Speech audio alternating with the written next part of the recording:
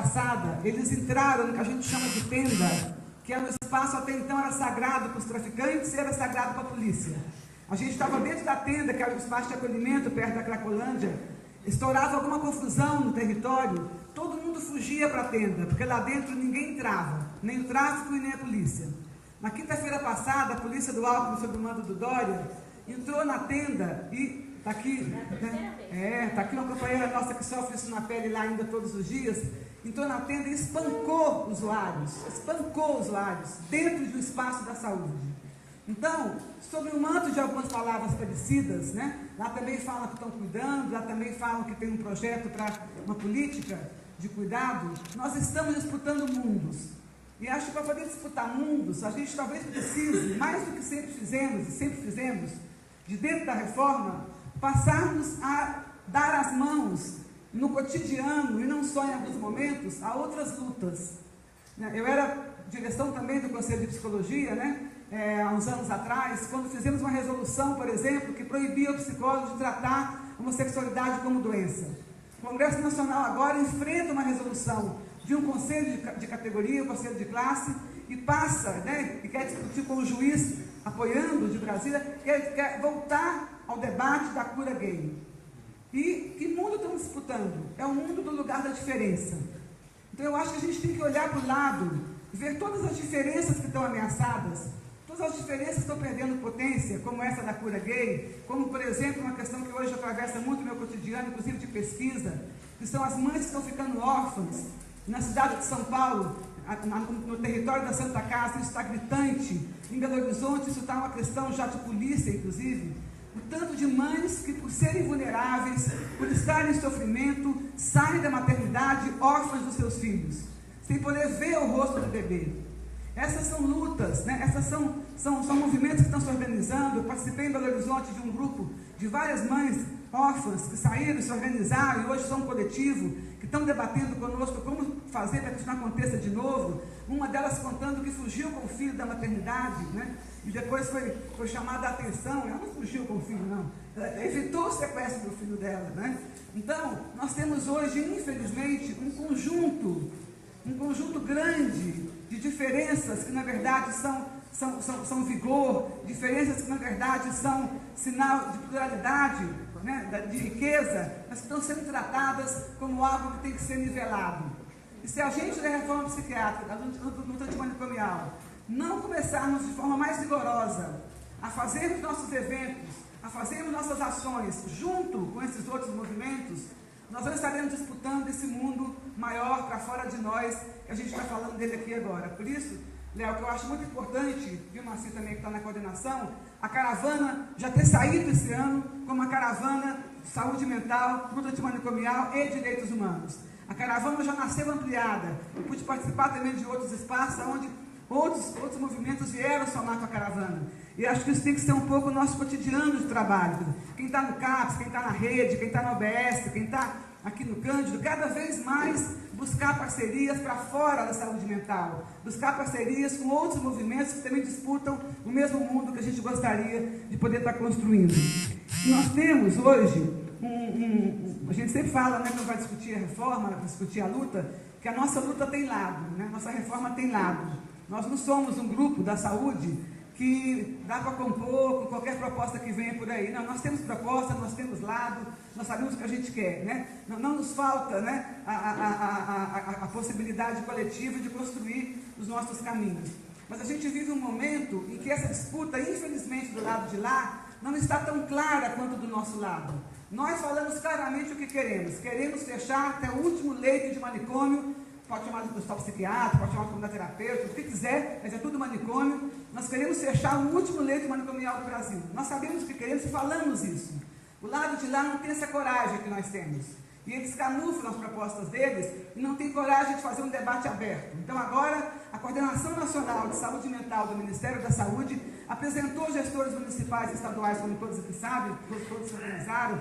Fizemos o Abraça CAPS, Abraça Rede, é uma proposta que, na verdade, camufladamente quer voltar os leitos psiquiátricos para o centro do cuidado da saúde mental. Eles não têm coragem para o debate aberto e dizer que é isso que eles defendem, mas é isso que eles estão fazendo. E não estão fazendo só porque eles acham que é mais bonitinho, não. Como já disse aqui o Padilha na mesa, a disputa de mundo é também uma disputa econômica, é também uma disputa para o mercado. O que eles querem agora, o Feliciano quer criar a comunidade terapêutica para gay. Né? E o povo que está lá no ministério, tem gente que é dono de comunidade terapêutica, que tem relação com o estado psiquiátrico. Então, a disputa de mundo não é só a disputa de que cor eu quero esse mundo.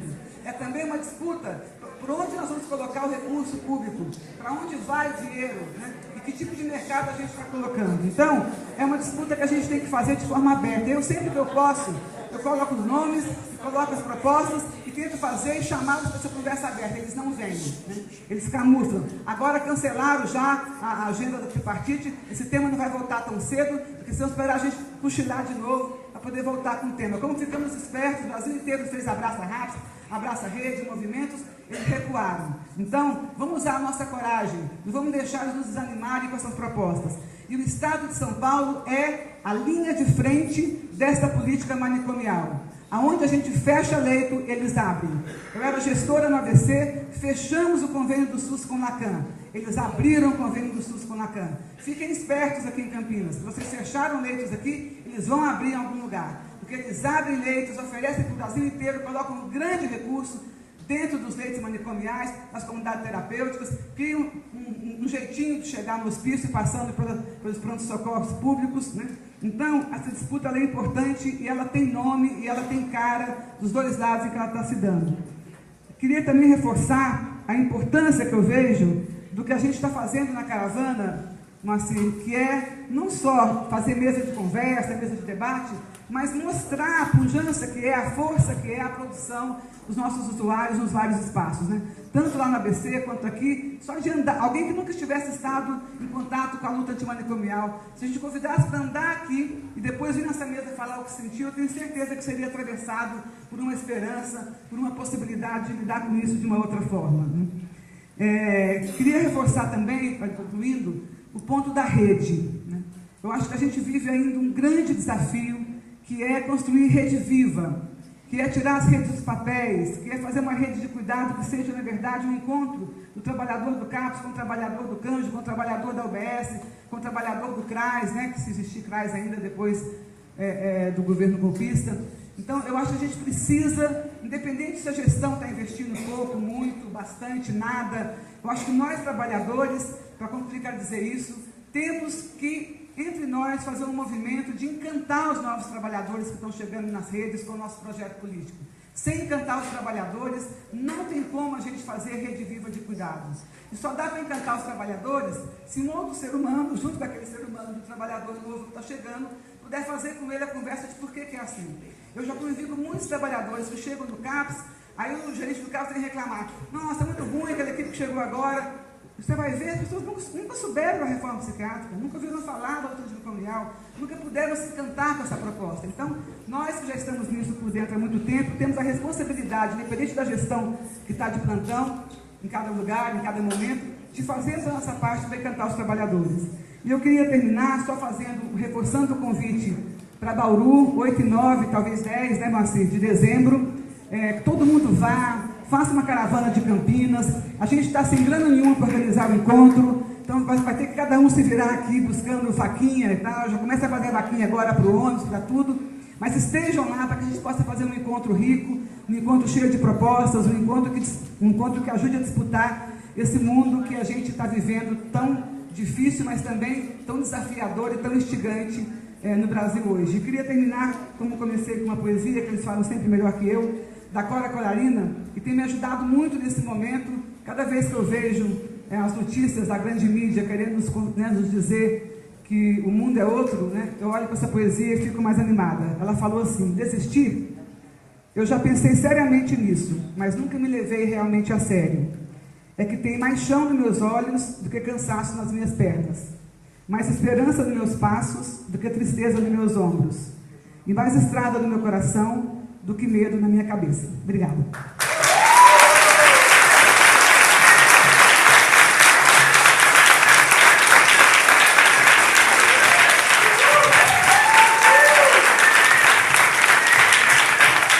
A força das mulheres.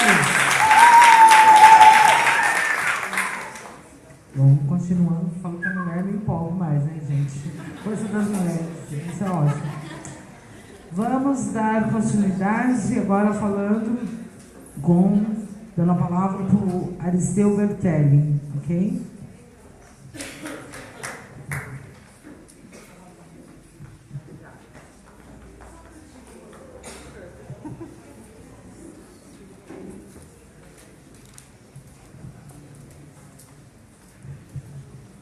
Uma vez mais, boa tarde a cada um e cada uma que aqui está. Eu já agradeci franca e abertamente aqui ao espaço, ao Cândido, as pessoas que participam dessa experiência, mas agora também eu preciso agradecer a colega que muito gentilmente me liberou para estar aqui. O Aristeu, ele é funcionário público, este que muitas vezes é maldito na boca de algumas pessoas. Como funcionário público, eu atuo dentro de uma política pública muito específica, a política pública de acesso à justiça. Eu sou psicólogo dentro da Defensoria Pública do Estado de São Paulo. É uma política pública um pouco diferente, talvez as pessoas achem que a gente tem um pouco mais de estrutura, mas eu devo lembrar que eu trabalho na Defensoria Pública. Defensoria Pública é, a rigor, aquele serviço público de acesso à justiça das pessoas que não têm condições de, por si só, custear o serviço de um advogado, de uma advogada. A rigor, o que a gente faz, portanto, é ser a política pública para a população empobrecida. E eu não falo população pobre, população empobrecida, porque o ser humano lhe é arrancado, lhe é expropriado, lhe é proibido, lhe é tolhido os direitos e a possibilidade de participação de todos os bens da sociedade. O ser humano não nasce pura e simplesmente, a ideia de pobre não é pura e simplesmente uma categoria que você pode dizer que o ser humano é pobre. O ser humano, ele foi empobrecido, arrancaram dele as possibilidades, e arrancaram dele há muito tempo. Basta a gente recordar que a gente está falando de um país que historicamente se acostumou com violências. Eu acho que, com todo o perdão a qualquer colega que seja responsável por guardar e narrar a história, a gente só precisa lembrar que o nosso marco criatório enquanto país, enquanto nação, é nos tornarmos um empreendimento de uma outra nação, de um reino, e que essa outra nação vai exterminando as populações originárias, vai exterminando as populações indígenas. Esse mesmo condão pega e vai puxando, vai roubando, vai raptando populações, tribos, nações inteiras das terras de África, traz aqui para este país e vai transformando essas pessoas em coisa, em mão de obra, em possibilidade de lucro. E eu devo lembrar que isso deve nos atentar ao seguinte: toda vez que a gente fala que direitos humanos é aquilo que serve para todos e todas, a gente tem que recordar que, historicamente, neste país, há pouquíssimo tempo, a gente ainda estava discutindo se a população negra, se a população que era escravizada, se a população descendente de pessoas que foram escravizadas, se essa população por acaso era humana. Então vamos parar também com a hipocrisia e patifaria e simplesmente ter uma palavra fácil de que direitos humanos vale para todas e todas como se fosse uma coisa natural. Não é. É fruto de uma construção, é fruto de um debate, é fruto de luta. Até há pouquíssimo tempo atrás, a população escravizada sequer era considerada humana. Sequer.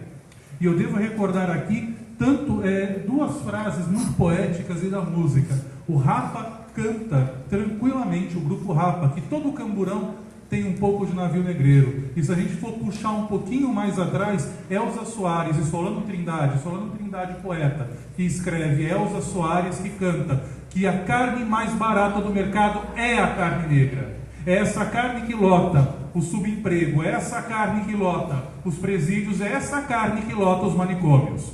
A gente precisa lembrar disso atentamente, para que a gente não caia num discurso poliana e num discurso hipócrita. Porque o nosso país se constrói a sua história muito em cima da hipocrisia. A mesma hipocrisia que fala de uma democracia racial e tranquila é a mesma hipocrisia que tenta sustentar a guerra às drogas com um discurso bonito de benefício à população. A guerra às drogas é maldita. A guerra às drogas só cria encarceramento em massa. E encarceramento em massa de uma população específica. de uma população que tem tom de pele, que tem cor, que tem história, de uma população que ocupa um lugar geográfico literalmente específico, no geral a periferia, de uma população que tem inclusive grau de instrução colocada, no geral mal conseguiu alcançar o ensino médio, no geral falamos de população masculina, negra, pobre e periférica, que quando não é colocada dentro do sistema socioeducativo de restrição de liberdade, acaba sendo presa dentro do sistema penitenciário ou simplesmente vai virar estatística dentro do número de pessoas que são mortas. Fora aquele número de pessoas que é internada, seja nos remitentes, nos perniciosos e persistentes hospitais psiquiátricos ou no novo hospital psiquiátrico, que é a comunidade terapêutica. E eu não falo da experiência de comunidade terapêutica europeia, estou falando desse absurdo criado aqui no Brasil, desse absurdo colocado aqui no Brasil, de comunidade terapêutica que nada mais é do que um pequeno manicômio que consegue otimizar os custos, colocando nas costas da população internada, nas costas da população dita internada, inclusive a ideia de ter que trabalhar e sustentar aquilo. Eu recordo claro e tacitamente que há pouquíssimo tempo atrás, enquanto estava ainda no Conselho Estadual de Defesa dos Direitos da Pessoa Humana, fomos fechar uma maldita comunidade terapêutica que utilizava mão de obra análoga à escravidão, aqui perto, em Serquilho, na cidade de Serquilho, isso era feito. Porque a gente sabe, e aqui eu tenho colegas da terapia ocupacional, quantas vezes de maneira canalha, torpe e vulgar, utilizam um discurso de laborterapia para fazer, na verdade, a promoção de mão de obra análoga à escravidão. Quantas e quantas vezes? E isso eu não estou falando do ontem histórico, estou falando do hoje.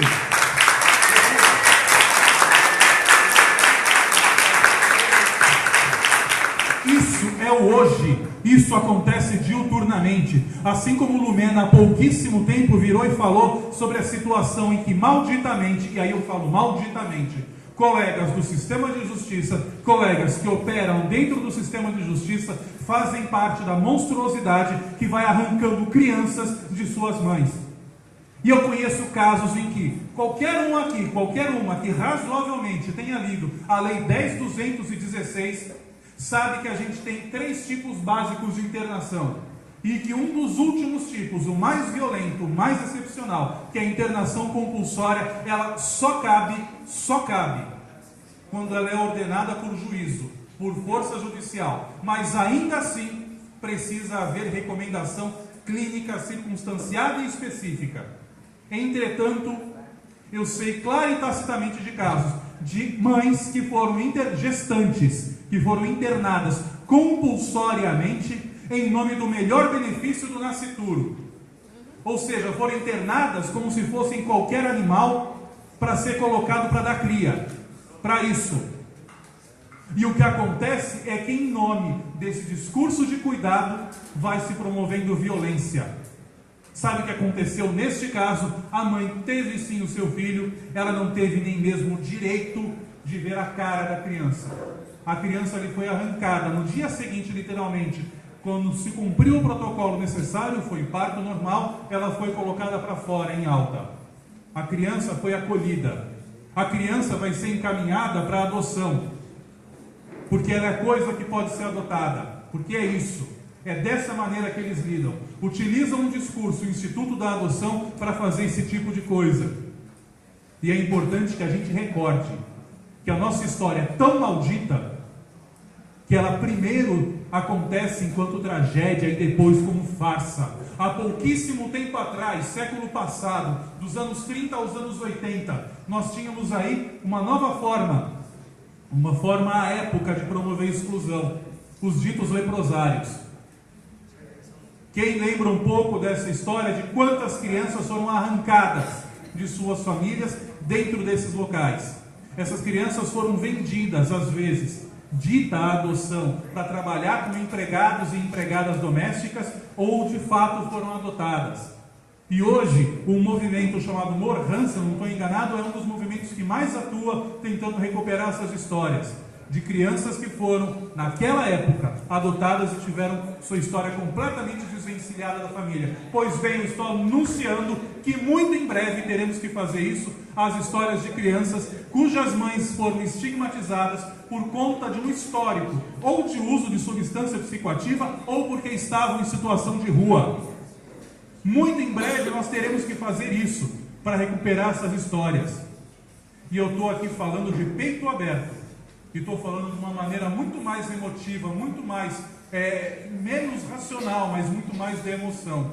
Porque não dá para aceitar calado isso que estão fazendo. Porque o que estão fazendo é transformar ser humano em gado de abate. E assim como fazem com gado, ser que daquilo que você aproveita tudo que é possível aproveitar do gado se aproveita, estão fazendo o mesmo com a população. Porque a população que está lá estigmatizada nos cenários de uso como a Cracolândia, ela não serve única e exclusivamente para ser objeto de nossa caridade e dó. Ela é transformada sim em objeto de lucro, em fonte de lucro para muita gente. O dono, a dona do antigo hospital psiquiátrico hoje apenas atualizou o nicho de mercado e está investindo em comunidade terapêutica. É isso que está fazendo. O dono e a dona desses campos de concentração, desses verdadeiros abatedouros, vai continuar a lucrar. A indústria da insegurança também lucra, mantendo as pessoas em medo. A ideia de um punitivismo, porque a gente precisa de leis cada vez mais severas, porque é isso que eles ficam gritando diuturnamente nas rádios, nas TVs, nos jornais, na internet. Essa indústria maldita também lucra, porque vai cada vez mais colocando a população em medo e justificando, conseguindo ganhar mentes e corações para isso.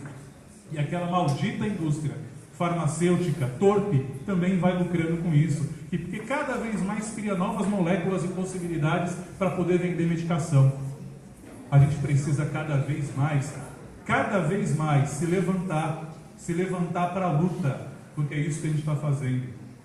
Esse encontro aqui, esse encontro da caravana, esse momento da caravana da luta antimanicomial, da caravana por saúde mental, da caravana de direitos humanos, não é apenas para a gente sentar e ficar se lamuriando. Está pesado? Claro que está pesado. Está difícil? Não tenha dúvida que está difícil. E eu não coloco reparo em nenhuma fala do que foi dito aqui que me antecedeu. Nenhuma.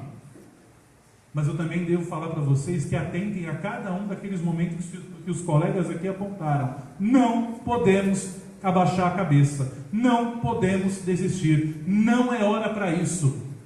Abaixar a cabeça, o conformismo, aceitar a derrota, tudo isso é conservador. Tudo isso é conservador. E o nosso espírito, o nosso jeito, o nosso agir, o nosso proceder, a nossa coerência de vida se faz na luta.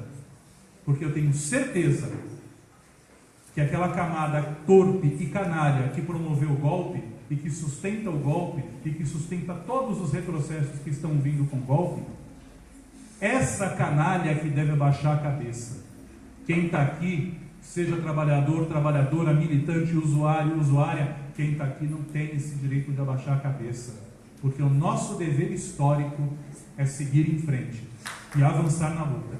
Muito obrigado.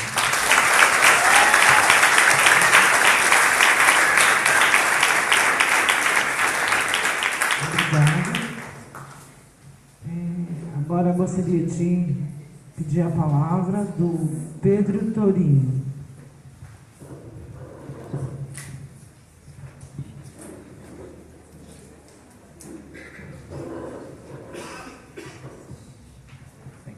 Boa tarde a todas, a todos, aos colegas aqui da mesa, aos vários e várias amigos e amigas aqui que trabalham, que são usuários do Serviço de Saúde Cândido Ferreira e que, na verdade, são, feito fala aqui, amigos que já estão aí acompanhando, que, na verdade, trilhamos juntos, né, uma caminhada há vários anos e tem muita gente aqui que acompanha a minha vida de perto, então é muito bom poder falar. Eu confesso que até me emociona, na verdade, estar aqui nesse momento falando com vocês, com essa mesa cheia de gente que tem tanta história, tanta vitória, num momento tão tenso, tão difícil, feito esse que a gente está vivendo, né? Campinas é uma cidade muito peculiar, porque se você olha a história de Campinas teve muito poucos momentos em que a cidade de fato esteve em boas mãos.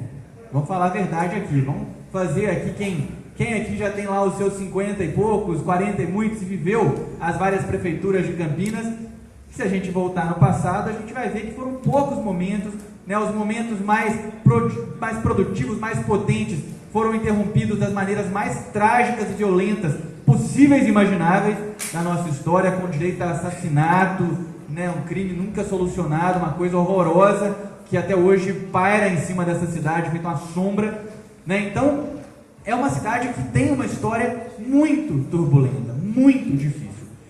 E acho que é importante resgatar isso, porque a dificuldade que a gente está vivendo nesse momento faz às vezes a gente pensar que nós nunca enfrentamos uma tormenta parecida. E eu quero afirmar aqui que, evidentemente, dadas as diferentes proporções, a gente nunca enfrentou uma calmaria. A gente nunca enfrentou uma calmaria, né? Campinas é uma cidade que, de fato, tem que ser usada como exemplo, e quando eu falo de Campinas e falo da luta antimanicomial em Campinas, de direitos humanos em Campinas, evidentemente eu estou falando da história do Serviço de Saúde Cândido Ferreira também, né? É uma história que ela tem que ser colocada nesse contexto, porque a gente progride, avança, já se vão aí 27 ou 28 anos da lei da cogestão, do momento em que esse serviço começa a ser protagonista de um processo de virada sem precedentes, e a gente avançou ininterruptamente nesse processo, ora de forma mais acelerada, ora de forma mais lenta, né? E eu tenho a menor dúvida de que essa caravana aqui tinha que acontecer aqui, hoje. Aqui, porque nós não podemos, nesse momento crítico, perder de vista o que representa, finalmente, o fechamento dos leitos desse serviço. Finalmente, esses leitos foram fechados, finalmente a gente pode ter todo mundo que é da luta antimanicomial do Brasil aqui, olhando cara a cara, reconhecendo a contribuição que esse serviço dá, porque a gente sabe que enquanto existiam esses leitos, havia controvérsia, havia resistência, havia questionamento correto, na minha opinião, super justificado, porque de fato a gente tem diferentes perspectivas e diferentes processos nas nossas lutas.